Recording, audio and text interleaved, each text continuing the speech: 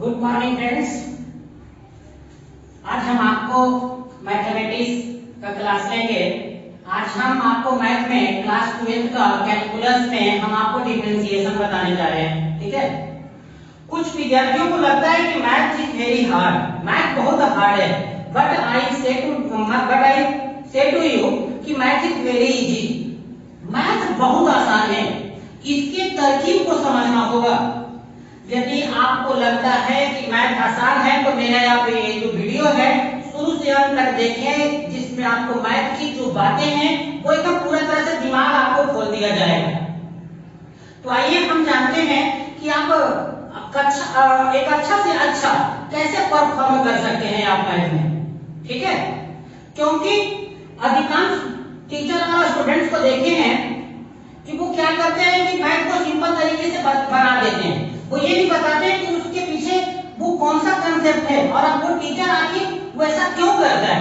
यानी कि तीन चीजें आपको समझनी होगी, what to do, why to do और हाउ टू डू। क्यों करें, क्या करें और कैसे करें। अगर ये प्रत्येक क्वेश्चन में आपका ये तीन प्रकार की स्टेप रहती है, तीन बातें आपके दिमाग में रहती है, तो निश्चित ही आप एक अच्छा मैथमेटिशियन कहलाइएगा। तो चलिए हम आपको यहाँ पर बताते हैं कि मैथमेटिक्स क्लास 12 में हम आपको जो आज बताने जा रहे हैं वो है कैलकुलस। ठीक है, कैलकुलस में दो चैप्टर आपको यहाँ पढ़ना है, एक है डिफरेंशिएशन और दूसरा है इंटीग्रेशन। डिफरेंशिएशन जिसको हिंदी में हम अवकलन कहते हैं और इंटीग्रेशन जिसको हम समाकलन कहते हैं हिंदी में। तो सबसे पहला बात आप सोच रहे होंगे कि आप स्टार्ट सर कौन करने वाले हैं। तो सर का मजबूरी है स्टार्ट करना डिफरेंशिएशन, क्योंकि बिना डिफरेंशिएशन का इंटीग्रेशन नहीं किया जा सकता है। ऐसे कहा जाए तो ये दोनों एक दूसरे का व्युत्क्रम है। डिफरेंशिएशन और इंटीग्रेशन एक दूसरे का व्युत्क्रम है। तो आइए डिफरेंशिएशन कैसे करेंगे ये हम आपको बताते हैं। देखिए, x के सापेक्ष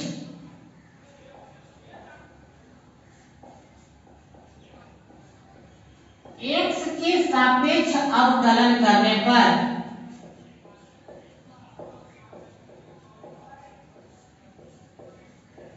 आपको मेरा ट्रिक्स को समझना पड़ेगा। अगर आप चाहते हैं कि मैथमेटिक्स नंबर 1 स्टूडेंट और नंबर 1 टीचर बने तो देखिए x के सापेक्ष में अवकलन करने पर कैसे करना है, पीछे से आप जाइए। सबसे पहले देखिए अवकलन, अवकलन का मतलब होता है d बाई डी। अवकलन का मतलब होता है d बाई डी। किसके सापेक्ष में भाई, x के सापेक्ष में। तो जिसके सापेक्ष में रहेगा वो नीचे आपको लिख देना है। ठीक इसी प्रकार से आपको रहेगा कि t के सापेक्ष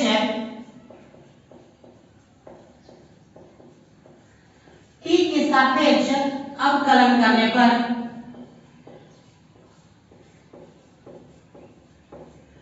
तो t के सापेक्ष पर अवकलन करने पर इसका मतलब वही काम कीजिए जो आप पहले किए थे। पीछे से देख लीजिए, अवकलन का मतलब d बाई डी और किसके सापेक्ष में, t के सापेक्ष में, तो नीचे आप t दे दीजिए। उसी प्रकार से है थीटा के सापेक्ष, थीटा के सापेक्ष अवकलन करने पर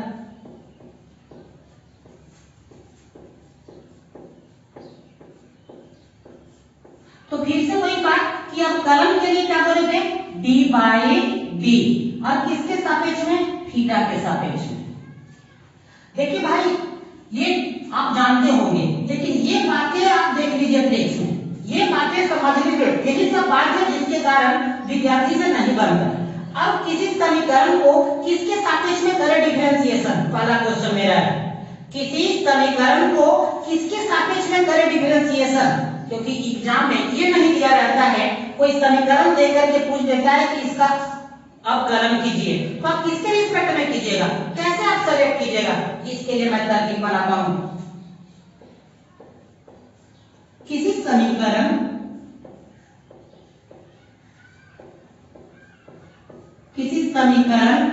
में दिए गए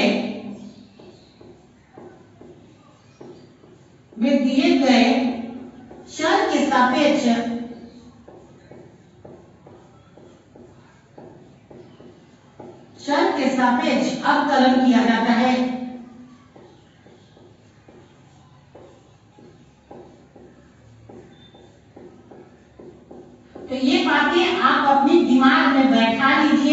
अगर आप मैथ में बेटर परफॉर्म करना चाहते हैं, खास करके डिफरेंशिएशन में, तो देख लीजिए अवकलन आपको जो करना है, जो आपका समीकरण दिया हुआ है उसी के चर के सापेक्ष करना है, उसी के चर के सापेक्ष करना है। अब हम आपको एग्जांपल के साथ समझाते हैं।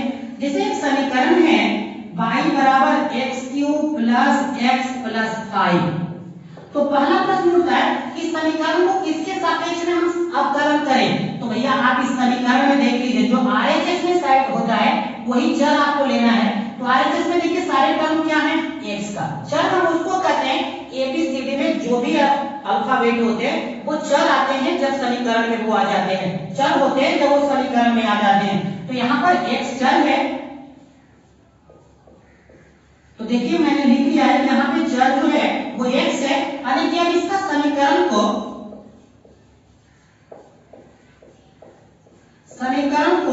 x के सापेक्ष अवकलन करना है। तो अभी हम सिर्फ यही बता रहे हैं कि किस समीकरण को किसके सापेक्ष में आप करेंगे अवकलन। This is major problem for students.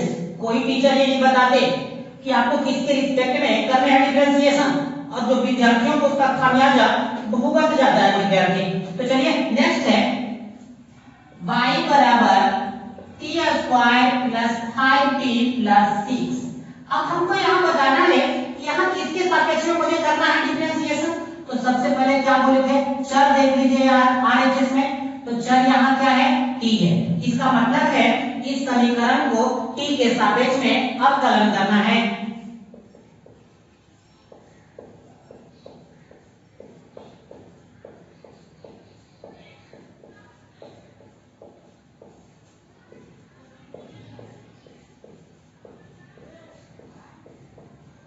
अवकलन करने पर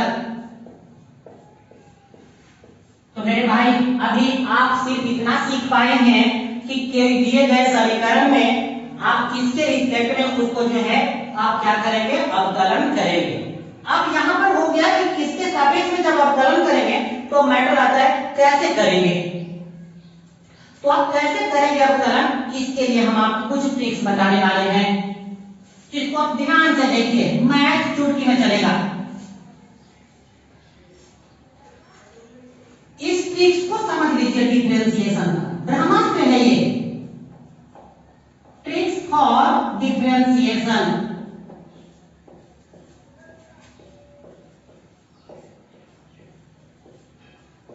ट्रिक्स फॉर डिफरेंशिएशन माने अवकलन के लिए आपको ट्रिक्स। तो ये ट्रिक्स क्या है, आप एक गाना जानते होंगे, एकदम मैं जानता हूं कि आप ये जानते होंगे, बगल वाली जान मारेगी। ये मत सोचिएगा कि मैं आपको YouTube पर आकर के गाना गा रहा हूं। ये ऐसा फॉर्मूला है जो पूरे डिफरेंशिएशन को एकदम आपको मजबूत ही नहीं कर देगा, आपसे गलती नहीं होगी इसकी गारंटी देता है ये गाना। जैसे देख लीजिए, 3 बातें इसमें देखना होता है, घर वाली, बाहर वाली या बगल वाली, और तीसरा है पावर वाली। तो देखो बाबू ये तीनों जितना भी वाली होता है ना वो हमेशा जान मारता है। जैसे आप गाना में भी देखे होंगे, बगल वाली जान मारेगी। तो आप ये जब जानते हैं कि ये सब जान मारेगी, जब ये जान मारती है तो कोई जान देना चाहेगा क्या, नहीं ना। तो हमको इससे बचना है। एक बात आप ध्यान दें, बचने के लिए क्या करना है, तो बचने के लिए आप करें उसे एक थप्पड़ जमा दें, वो चला आएगा नीचे। तो बचने के लिए याद रखोगे उस टर्म को कहां लाना है, नीचे लाना है। एंड अब क्या करोगे, आपने जनाब एक थप्पड़ मार लिया है। अगर घर वाली है तो खाना बंद कर देगा, बगल वाली है तो आपका जीना दुर्लभ कर लेगा, और फिर अगर पावर वाली है तो आपकी तो भैया खैर नहीं है। यानी कि आप तीनों ही स्थिति में मारे जाओगे। तब आपको वहां एक गाना गुनगुनाना पड़ेगा क्योंकि आपने उसे मारा है। तो वो कौन सा गाना गाएंगे, नाक गजरे की धार न होती हो की हार, फिर भी कितनी सुंदर हो। तो ये गाना गा दीजिए, गुनगुना आएगी का मतलब होता है अब उसे आप ऊपर पहुंचा दीजिए। तो आपने ये देखा कि तीनों जब घर वाली हो, बगल वाली हो, पावर वाली हो, ये जान मारता है, और जब ये जान मारता है तो इसे बचना है, और बचने के लिए एक था उसको मारिए, वो नीचे चलाएगा, जब उस डर को नीचे कर दीजिए, और भैया मारे हैं तब तो खैर नहीं है, जैसा मैंने अभी कहा है, तो फिर उसको मनाइए, और मनाने के लिए एक गाना गुनगुनाइए, चाहे वो जौन सा गाना से वो आपको इम्प्रेस होती है वो करिए, अन्यथा खैर नहीं है। घर वाली है खाना बंद, बगल वाली है जीना बंद, जीना दुर्लभ, और फिर पावर वाली है कभी भी समझ लीजिए आपकी कोई खैर नहीं है। तो फिर आप ऐसा करना है। अब यहाँ प्रॉब्लम ये होता है कि सर मैथ में ये आप मैथ पढ़ा रहे हो, मैथ पढ़ाते पढ़ाते ये गाना पे आ गए। नहीं, हम गाना पे नहीं आए हैं, ये ऐसी ट्रिक्स पढ़ने वाली है जो बड़ी बड़ी प्रॉब्लम को अगर चुटकी में नहीं बनाया तो फिर आप मुझे कमेंट करके जरूर बताइएगा कि सर ये तो बकवास वीडियो था। चलिए हम आपको बताते हैं पहचानने का तरकीब। तो आइए हम इनको पहचानने का तरकीब, सबसे पहले हम पहचानना बगल वाली को समझा रहे हैं। जैसे आप देखिए मैं यहाँ लिख रहा हूँ y बराबर sin 5x प्लस 3। तो भैया यहाँ एक सिंपल ही आदमी कह देगा कि इस समीकरण में साइन एक है कोई, साइन एक है कोई जिसके बगल में आया है कौन, 5x प्लस 3, ये बगल में है, बगल वाली। आप खुद कंसीडर कीजिए कि हमारा यहाँ बगल वाली कौन है, तो बोर्ड है। अब आपको सोचिए कि आपके देखिए बैठे हुए बगल में कौन है, वही है बगल वाली, यानी कि किसी के साथ में जो बैठा हुआ है वही है बगल वाली। तो ट्रिग्नोमेट्री ऑपरेटर,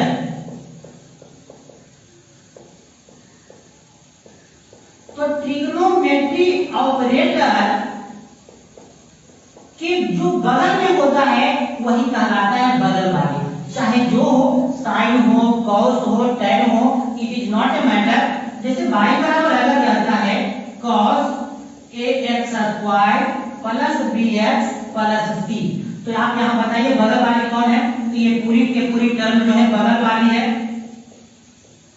क्योंकि यहाँ तो आप ही खड़े हैं, cos का मतलब आप खड़े हैं, और उसके बगल में जो है वही बगल वाली होता है, तो आप शायद बगल वाली समझ गए। अब चलते हैं हम घर वाली को कैसे समझेंगे।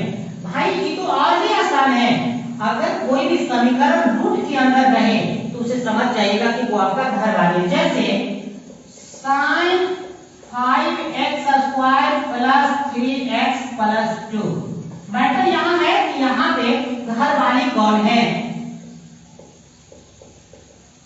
मेरे भाई, यहाँ जो घर वाली रूट में जो है, तो रूट में तो ये पूरा है, यानी कि पूरा घर वाली है। sin 5x square plus 3x plus 2, तो ये नहीं कि आप इसके बगल वाले को ही कंसीडर कीजिए, भैया यहाँ घर वाली है तो रूट में जितनी भी पूरी चीजें हैं वो सारी की सारी घर वाली होगी, यानी कि वो उसको आपको घर वाली समझना है। ओके, नेक्स्ट हम बात करने वाले हैं पावर वाली के ऊपर। तो इसके शब्द से ही पता चल जाता है कि पावर वाले को आप कैसे सेलेक्ट करेंगे। जब बोलेंगे ना तो उसके उच्चारण में ही आपको पता लग जाएगा कि वो आपका पावर वाली है।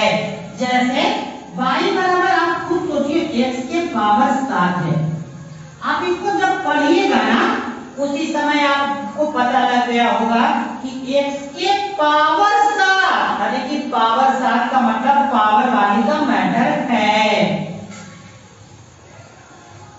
अब पावर वाली का अगर मैटर है तो पावर कितना है 7, पावर 7, तो उस पावर को रखने वाला पावर वाली, पावर को रखने वाला, तो ये पावर को रखा हुआ कौन है x, यानी कि यहाँ पावर वाली कौन है x। तो याद रखोगे ये बात, जो पावर को रखता है वही पावर वाली कहलाता है। अगर आपको एक बार में कुछ समझ में नहीं आ रहा, आप दोबारा आप देखिए हमारी वीडियो को, हम आपको एक गारंटी से कहते हैं कि आपका मैथ में सिर्फ इंटरेस्ट ही नहीं बढ़ेगा, आप मैथ के नंबर 1 स्टूडेंट्स कहलाइएगा, नहीं तो मेरा वीडियो देखना बंद कर दीजिएगा। ये हमारी आपसे चैलेंज है। तो ये जो ट्रिक्स है, ये ट्रिक्स आप खुद अच्छे से समझ गए होंगे। तीनों जो है जान मारता है बचने के लिए नीचे, फिर उसको मना करके ऊपर, कैसे बचाना है बगल वाली और घर वाली को, ये आपने यहाँ पर देखा। चलिए अब हम डिफरेंशिएशन के कुछ फॉर्मूले को लिखते हैं और फिर इसका उपयोग हम कैसे करते हैं ये हम आपको बताते हैं।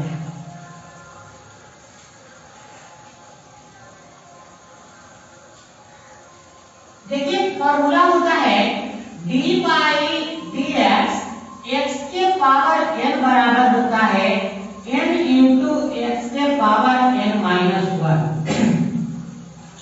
इस फॉर्मूला को पावर वाली फॉर्मूला कहते हैं। आप सोच रहे हैं कि इस फॉर्मूला को पावर वाली फॉर्मूला क्यों कहा जाता है, आप इसको पढ़िए खुद पता चल जाएगा। डी बाई डी एक्स के पावर है माने पावर का फॉर्मूला। एक चीज आप ध्यान दोगे, कोई भी फॉर्मूला डिफरेंशिएशन में लगाते समय ये इतनी बड़ी इंपॉर्टेंट बात है कि आप नोट कर लीजिए, दिमाग में अगर नोट हो गया तो भी कोई प्रॉब्लम को बना दीजिए। देखिए जिसके ऊपर पावर रहे, अगर वही टर्म नीचे रहे, अगर वही टर्म नीचे रहे तब जाकर ये फॉर्मूला लगेगा, अन्यथा फॉर्मूला नहीं लगेगा। ओके, उसके बाद हम आपको बताने जा रहे हैं next formula dx by dx का वैल्यू कितना होता है 1। अगर नोमिनेटर और डिनोमिनेटर दोनों इक्वल हो गए then value is 1। d by dx अगर कोई कांस्टेंट टर्म है तो इसका डिफरेंशिएशन 0। अब यहां डिस्कस की बात ये आया है कि सर इसको कांस्टेंट क्यों करे हैं। ये कांस्टेंट है, कांस्टेंट का मतलब होता है नियर, यानी कि एक संख्या रहेगा। यहाँ k का जो मान हो सकता है 1 2 3 डॉट डॉट डॉट कोई भी हो सकता है। अब यहाँ पर इसका डिफरेंशिएशन 0 क्यों हुआ, क्योंकि देखो यहाँ फंक्शन जो नीचे बटा में d के जो बगल में होता है उसके यहाँ फंक्शन हो रहा है।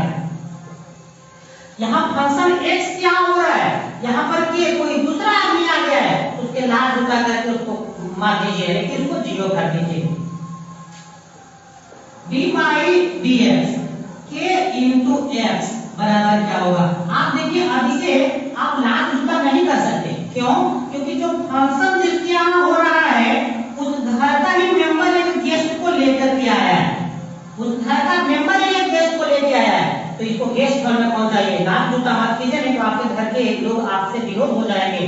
तो यहाँ पर देखिए k को बाहर कर लेते हैं गेस्ट में और अंदर जो है dx बाई dx, तो घर के लोग वो रह जाएंगे घर में। ठीक है, चलिए नेक्स्ट फॉर्मूला है d बाई dx अगर e to the power x रहेगा तो क्या होगा। आप एक बात ध्यान दें मेरे भाई, e के पावर जो रहे वही नीचे रहे तब इसका डिफरेंशिएशन हो जाता है e to the power x। तो इसी प्रकार से d बाई dx अगर आपका log x है तो log x log के बदले 1, और जो log के बदले, एक बात यहाँ भी देखना है कि जो log के बगल में है वही टर्म नीचे होना चाहिए तब आप फॉर्मूला लगा सकते हैं, अन्यथा नहीं लगा सकते हैं। बार बार आप ये समझ लीजिए, मैं कह रहा हूँ जो टर्म ऊपर है वही टर्म नीचे रहेगा तब आप उसको फॉर्मूला लगा सकते हैं, अदरवाइज आप नहीं लगा सकते। तो this point is always remember one by x। तो एक और डिफरेंशिएशन में हम देखते हैं d बाई dx अगर आपका 1 बटा x रहता है तो इसका होता है -1 बटा x square. d by dx root under x इसका डिफरेंशिएशन होता है 1 बटा 2 अंडर रूट x। बार बार मैं फिर से एक बार याद दिलाता हूँ, रूट में यहाँ x है तो नीचे भी वही टर्म तो होना चाहिए, तब इस फॉर्मूला का अप्लाई कर सकते हैं, अन्यथा नहीं कर सकते। तो ये बात मैं बार बार इसलिए कर रहा हूँ क्योंकि ये पॉइंट बहुत ही इंपॉर्टेंट है आपके लिए। ठीक है, तो इस प्रकार से आपका देख लीजिए d बाई dx अगर आपका यहाँ पे sin x रहता है, यहाँ पर भी देख लीजिए भैया sin के जो बगल में है वही टर्म नीचे होगा तब इस sin का डिफरेंशिएशन होता है cos, और जो बगल वाले वो जान नहीं छोड़ता वो तो वही रह जाएगा। d बाई dx अगर आपका यहाँ पे है cos x तो cos देखिए दोनों बराबर है मैं फॉर्मूला का अप्लाई कर सकते हैं, तो cos का होता है माइनस साइन और बगल में जो है वो बगल में रह गया है। d बाई dx आपका यहाँ पे है tan x, देखिए बराबर है दोनों टर्म, तो tan का डिफरेंशिएशन होता है sec स्क्वायर, जो बगल में है वो रह गया है। d बाई dx आपका यहाँ पे है cot x, तो देखिए बराबर दोनों टर्म में, तो cot का होता है माइनस cos x स्क्वायर और x का x। ठीक उसी प्रकार से हम आपको बताने वाले हैं डी बाई डी एक्स अगर आपका सेक एक्स रहता है तो सेक का सेक टेन होता है, दोनों होता है, तो सेक एक्स इंटू हम लिख देंगे tan x. D by d x cosec x का होता है minus cosec x into cot x. तो एक बात मैं आपसे रिक्वेस्ट करूंगा कि फॉर्मूला को आप लिख करके 2 बार 3 बार 4 बार आप इतना प्रैक्टिस कर लीजिए कि आपको यहाँ दिक्कत नहीं। चलिए हम नेक्स्ट करते हैं फॉर्मूला की ओर। उसके बाद हम इन सब फॉर्मूला का उपयोग बताएंगे और आप फिर देखिएगा किसी भी किताब को आराम से बना पाइएगा। ठीक है। डी बाई डी एक्स अगर आपका u प्लस v माने दो को टर्म अगर ऐड में है तो क्या होगा, तो जैसे डी बाई डी एक्स से u को गुना कर दीजिए जैसे समझते हैं, तो d u by d x अब प्लस फिर कौन सा टर्म है v वाला d v by d x. उसी प्रकार से डी बाई डी एक्स अगर आपको u माइनस नहीं रहा तो इसको लिख सकते हैं डी यू बटा d x minus d v बटा डी एक्स। तो प्लस और माइनस में कोई फर्क नहीं, सिंपल उसमें गुना होकर लिखा जाता है। लेकिन दिक्कत यहाँ पे डी बाई डी एक्स अगर आपको u इंटू वी दो टर्म अगर मल्टीप्लिकेशन में है तो इसका एक नियम है, पहले ये को साइलेंट कर लीजिए, तो देखो u को साइलेंट कर लेते हैं, बच गया डी वी बटा डी एक्स प्लस अब एक को साइलेंट करें तो दूसरा वाला करें v इंटू डी यू बटा d x. D by d x अगर u बटा v रहेगा तो आप क्या करोगे v को स्क्वायर कर दीजिए डी यू बटा d x minus u into d v बटा डी एक्स। तो मेरे भाई यहाँ ये फॉर्मूला भी आपको काफी मदद करने वाला है क्योंकि डिफरेंशिएशन इसके बिना नहीं बनेगा। चलिए आपको मैं और कुछ फॉर्मूला बताता हूँ। डी बाई डी एक्स अगर आपको साइन इनवर्स एक्स रहता है तो क्या लिखेंगे 1 बटा root under 1 minus x square. D by d x अगर आपको रहा कॉस इनवर्स एक्स तो इसका होता है माइनस 1 बटा under root 1 minus x square. D by d x अगर आपको रहता है tan इनवर्स एक्स तो होगा 1 बटा 1 plus x square. D by d x अगर आपको रहता है cot इनवर्स एक्स रहता है तो माइनस 1 बटा 1 plus x square. D by d x sec inverse x रहता है तो इसका होता है 1 बटा x into under root x square minus 1। D by d x cosec inverse x रहता है तो माइनस 1 बटा x into under root x square minus 1। तो मेरे भाई ये सारे फॉर्मूले भी वही इस तरह से हैं। देखो साइन इनवर्स के जो बगल में है वही अगर डी के बगल में रहे तो लगेगा फॉर्मूला अन्यथा नहीं लगेगा। कॉस इनवर्स के जो बगल में है वही नीचे रहेगा तो फॉर्मूला लगेगा नहीं लगेगा। यहाँ पर ये चीज ध्यान देना है कि सेम वाले के साथ लगता है। अब दिक्कत क्या होगा कि कुछ कुछ आप प्रॉब्लम बनाइएगा जिसमें ऊपर और नीचे बराबर नहीं होगा। ठीक है, और ऊपर और नीचे बराबर नहीं होगा उसकी स्थिति में आप सोचिएगा कि सर तो आप डिफरेंशिएशन नहीं होगा।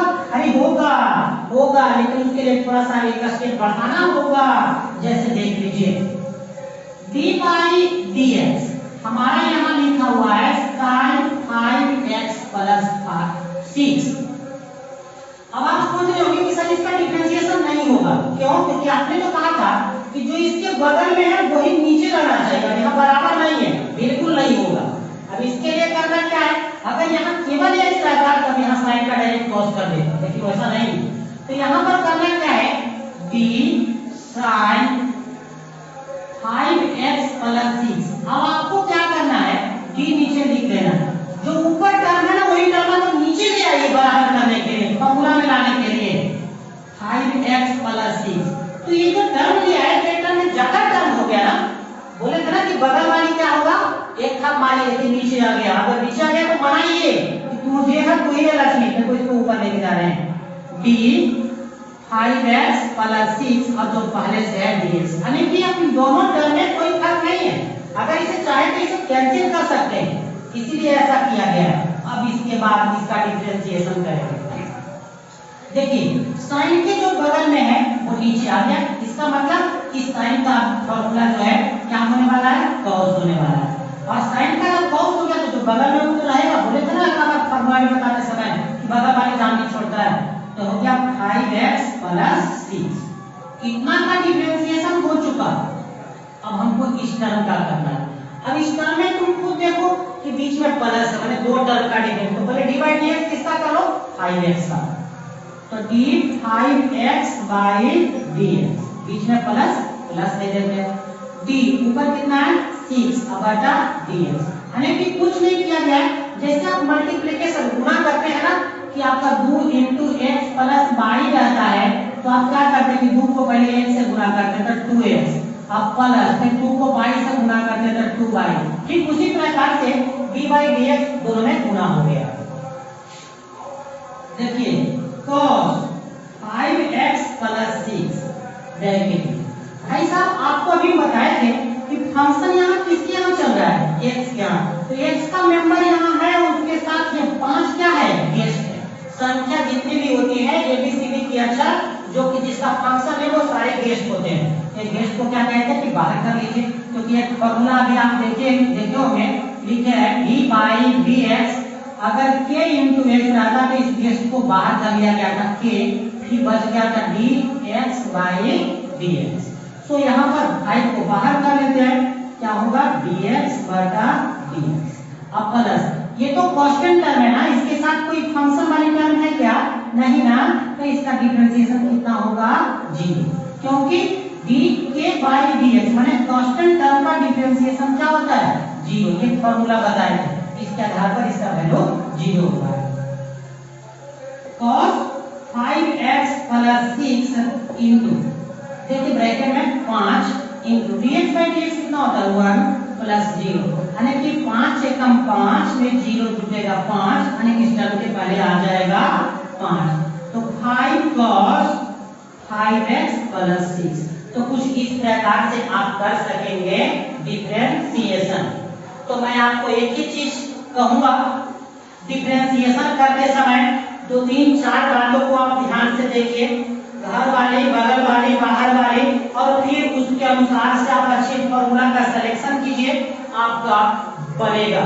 चलिए एक ऐसा क्वेश्चन हम आपको बताने वाले हैं कि इस क्वेश्चन को आप समझ गए तो एनसीईआरटी समाप्त, इस क्वेश्चन को समझ गए तो एनसीईआरटी का डिफरेंशिएशन समाप्त, सिर्फ एक और पैटर्न का बनाना बाकी रह जाएगा, बाकी सभी समाप्त। तो इसको देखते रहिएगा बहुत अच्छे तरह से, क्योंकि ये बड़ा भी है और खूब दिमाग वाला है, इसमें सारे कंसेप्ट को मैं एक ही प्रॉब्लम में ले आया हूं। ठीक है, या पहले उससे पहले मैं कुछ और छोटी-छोटी प्रॉब्लम आपको करके बताता हूं। ठीक है, पहले छोटी-छोटी प्रॉब्लम, जैसे देख लो मेरे भाई d by dx अगर x के पावर 7 रहा, इसका डिफरेंशिएशन कितना होगा, आप इसको पढ़िए, कौन सा फॉर्मूला लगेगा पता लग जाएगा। d by dx x के पावर 7, यानी पावर 7 का मतलब पावर वाली फॉर्मूला लगेगा। तो पावर वाली फॉर्मूला लगेगा तो आप क्या कीजिए, सबसे पहले यहाँ पावर वाली फॉर्मूला लिख दीजिए, तो d by dx x के पावर n बराबर होता है n × x के पावर n - 1। ये फॉर्मूला से करेगा। अब देखिए बराबर इसको बना रहे हैं, इस फॉर्मूला का करता है जो पावर है उसको पहले लिख दीजिए, तो पावर यहाँ कितना है 7 को पहले लिख दिए। उसके बाद देखो क्या फॉर्मूला है इंटू, उसके बाद यहाँ पर है कि जो पावर है उसमें से एक क्या कीजिए हटा दो, x के पावर 7 है और हम से एक हट जाएगा तो x के पावर 7 - 1, यानी कि 7 × x के पावर 6 है ना। आसान डिफरेंशिएशन, सिर्फ अच्छे तरह से फॉर्मूला का सिलेक्शन करना है और फिर प्रॉब्लम को बनाना है। चलिए एक और क्वेश्चन करते हैं, d by dx √ 9x, इसका डिफरेंशिएशन मुझे करना है। ठीक है, अब यहाँ सबसे पहले सोच लो कि ये रूट है, दैट मींस मैटर घरवाली का है, और घरवाली में क्या बोले थे कि जो अंदर रहे वही टर्म कहाँ आना चाहिए नीचे, और यहाँ है नहीं, यहाँ 9x है और यहाँ x है, तो पहले इसको लाने का प्रयास कीजिए। तो d ऊपर जो है कितना है 9x बटा d, क्या करने हैं यहाँ, तो आप पहचानिए घरवाली, यहाँ घरवाली कौन है 9x, क्या बोले थे कि पावर वाले, घर वाले, बगल वाले के साथ क्या करना है, एक थाप मार दीजिए। देखिए 9x ढाई को नीचे आ जाए, आ गया। अब इसे क्या करोगे, मनाना है, मतलब ऊपर ले जाना, जो टर्म है उसको ऊपर लेकर चल जाइए। d 9x अब बटा जो है पहले से dx। अब देखिए क्या इसका होगा डिफरेंशिएशन। मेरे भाई अभी इसके पहले एक फॉर्मूला बताए थे कि d बाई dx अगर अंडर रूट x रहता है तो इसका क्या होता है, तो अंडर रूट x का होता है 1/2 अंडर रूट x, यानी कि कुछ नहीं है 1/2। पहले इसका फॉर्मूला है, लिख देते हैं। देखिए इसके सामने 1/2 और वो रूट जो ऊपर में घर वाली था, घर वाली नीचे में आ गया, तो घर वाली कितना है, अंडर रूट कितना 9x इनटू। अब यहाँ इस टर्म के लिए देखना, इस टर्म का तो डिफरेंशिएशन हो गया ये वाला टर्म। अब इस टर्म का देखना, इसमें कांस्टेंट कौन सा टर्म है 9, तो 9 को बाहर कर लेते हैं, बचेगा क्या हमारा dx बाई dx। तो कुछ हम किए नहीं है, यहाँ पर जो हमने फॉर्मूला वहां पर पहले देखा था d बाई dx, अगर k इंटू x रहता है तो कांस्टेंट टर्म को बाहर करना है और यहाँ हो जाएगा dx बाई dx।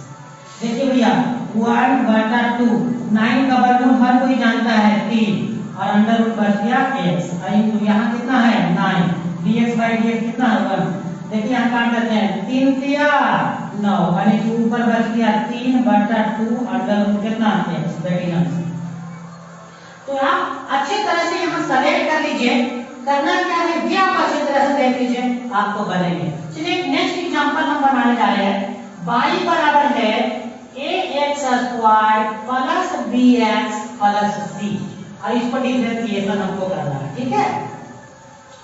अब इसको करना क्या है, x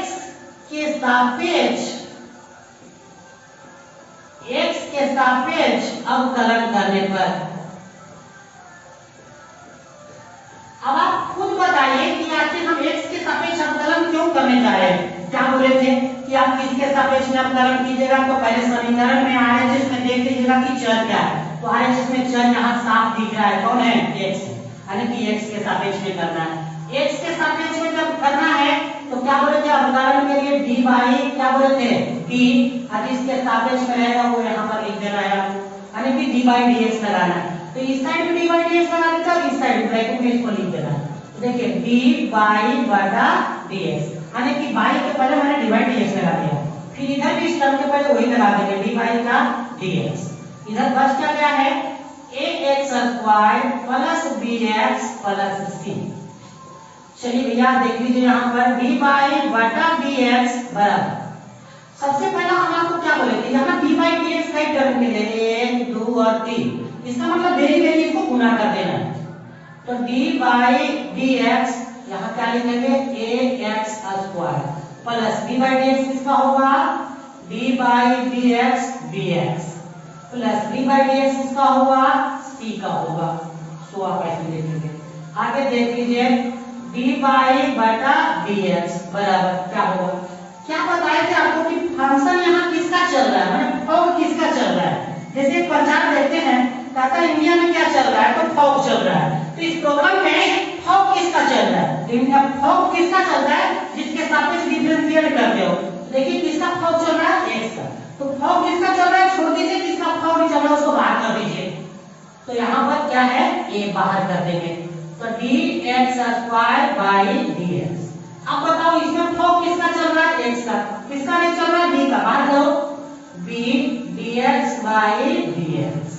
यहाँ पर देखिए फॉग चलने वाला कोई बात नहीं, फॉग चल रहा है x का, एक का कोई नंबर नहीं है ऊपर, ब्रैकेट कितना होगा 0। क्योंकि मैंने अभी आपको कहा था एक फार्मूला कि d बाई d जब कोई कांस्टेंट टर्म होता है तो उसका डिफरेंशिएशन 0। कांस्टेंट टर्म का मतलब जिसका फॉग चल रहा है उसका कोई भी मेंबर उसके साथ नहीं हो तो उसको कांस्टेंट माना जाता है और फिर उसका डिफरेंशिएशन 0 होता है।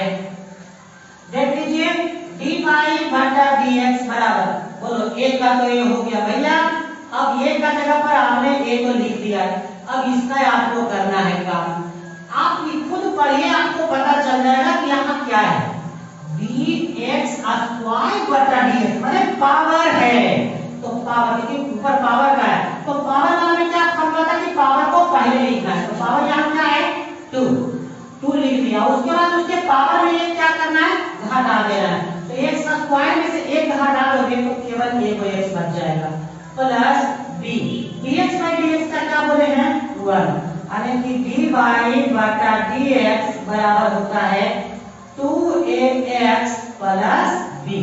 यही है इसका डिफरेंशिएशन, है ना आसान डिफरेंशिएशन। आप इसे एक बार नहीं 2 बार 3 बार कुछ प्रॉब्लम को आप बना लीजिए। आप किसी भी बुक के प्रॉब्लम्स को चुटकी बनाते अगर नहीं बना तो फिर मैंने आपको पहले ही कहा है कि मेरा वीडियो देखना बंद कर दीजिए। और अगर आपको लगता है कि ये वीडियो ने आपके लाइफ को चेंज किया है, आपके मैथमेटिक्स में पढ़ने की रुचि को उत्तेजित किया है, देन इसे सब्सक्राइब कीजिए, दूसरे से सब्सक्राइब करवाइए ताकि मुझे एक अच्छी क्वालिटी का लाइव प्राप्त हो सके। चलते हैं बिना टाइम गवाए हुए नेक्स्ट क्वेश्चन की ओर, जिसमें हमने आपको कहा था कि मैं कुछ वैसे प्रश्न बनाने वाला हूँ 1 2 3 4 जिसको बना करके आप एनसीईआरटी केसी सिन्हा जिस किताब को पढ़ना है कीजिए। अगर नहीं होगा तब आप मुझसे कहिएगा you are wrong sir and you are right. No,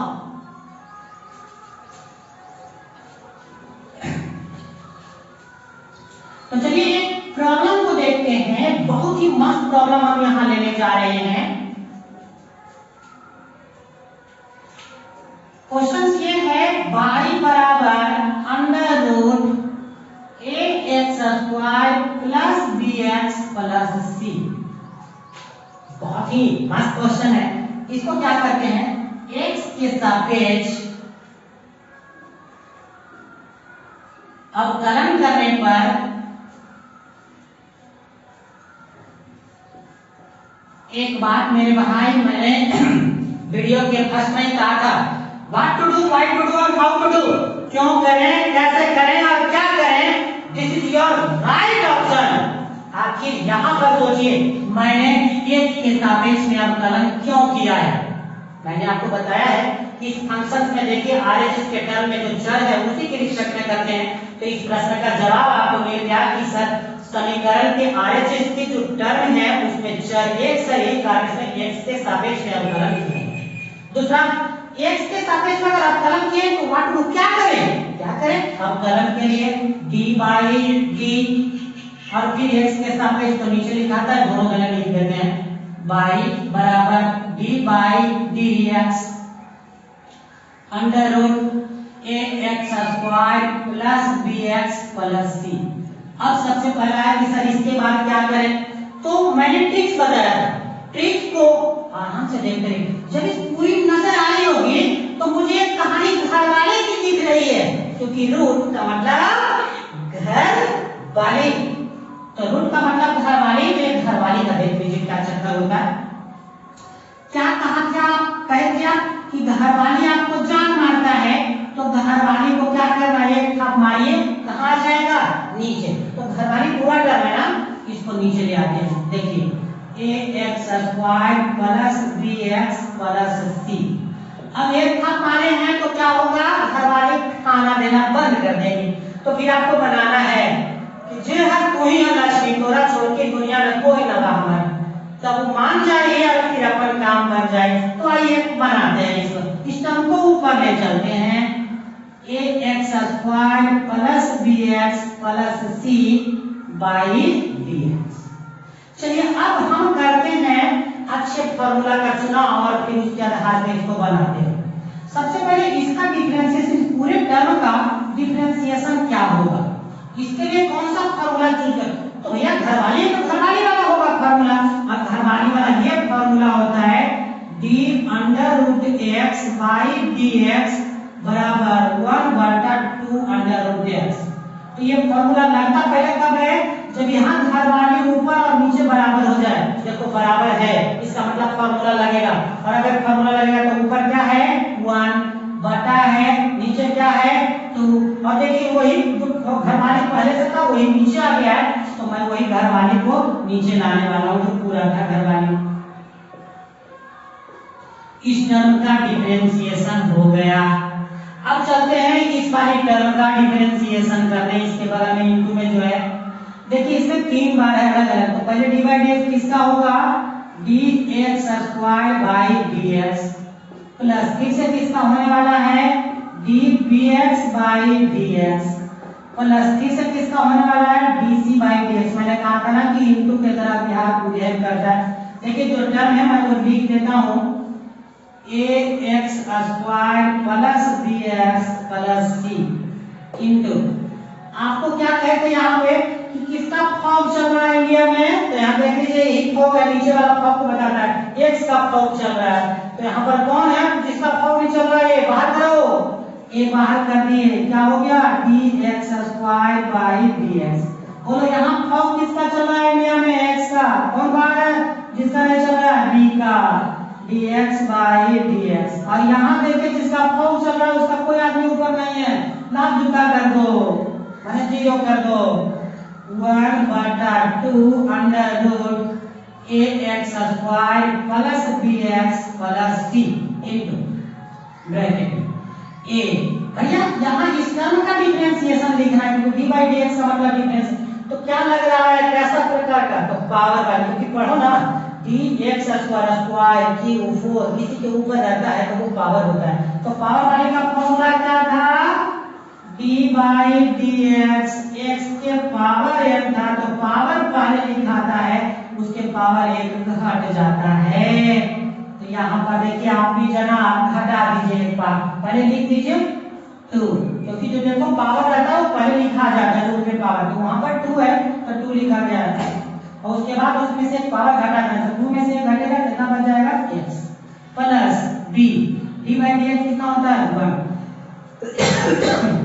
बराबर लास्ट में देखो रिजल्ट क्या हो गया है पर 2x प्लस b बटा 2 under root ax square plus bx plus c।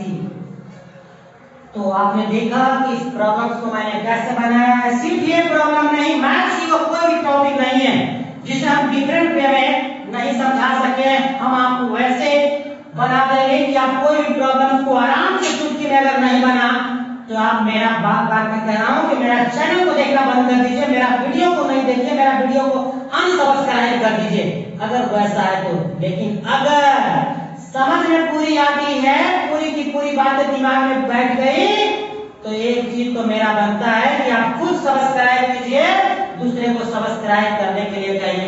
चलिए नेक्स्ट क्वेश्चन की ओर चलते हैं। एक और हम अच्छे क्वेश्चन देने जा रहे हैं जिसका हम करेंगे अभी सॉल्यूशंस। फॉर्मूला को आप 2 3 4 बार आप लिख करके पूरा प्रैक्टिस करें। ये 0 लेवल मैथमेटिक्स चल रहा है आपका अभी, इस 0 लेवल मैथमेटिक्स चल रहा है आपको। इसके आधार पर आप एनसीईआरटी, केसीसी नाम आरडी शर्मा ही बना सकते हैं। लेकिन आप अगर मेरे जैसा चाहते हैं टीएमएच और अरिहंत की बुक आपके सामने घुटना टेके तो उसके लिए भी मैं एक वीडियो बनाऊंगा जो this video is going to high level concept, जो कि एक हाई लेवल कंसेप्ट का होगा।